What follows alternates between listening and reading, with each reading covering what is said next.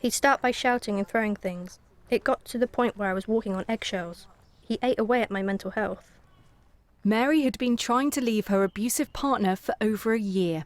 We've changed her name and voice to protect her.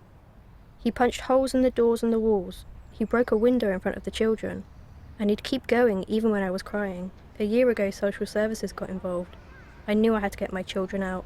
The children were my main motivation. Her partner could be verbally, physically and sexually abusive. But like many, it took time to build up the courage to ask for help.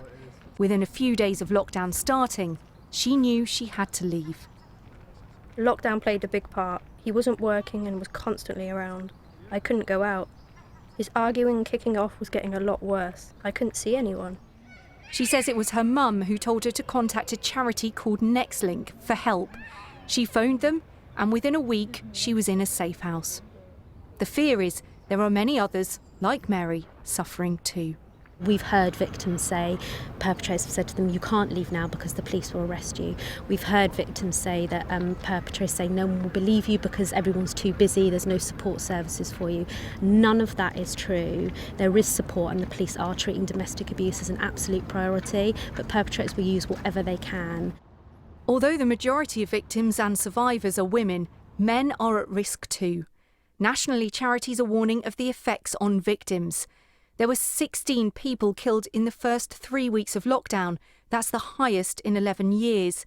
There was a 49% rise in calls to the abuse helpline compared with the average, and a 35% rise in calls to the men's advice line. We are very conscious that there are a lot of people who may not be able to get access to a phone or to a computer, who are not able to report. So we're saying, you don't have to stay at home, but please, go to the police, there is many helplines out there who can help. I feel a lot better, a bit more relaxed and enjoying the time with my children. Lockdown is still bad, but much better than being stuck with him. I tell other women just to make the first phone call and ask for help. The true extent of abuse during lockdown may not be known for many months, if not years. But Mary hopes her story will help others who want to leave ask for help. Charlotte Callan, BBC Points West.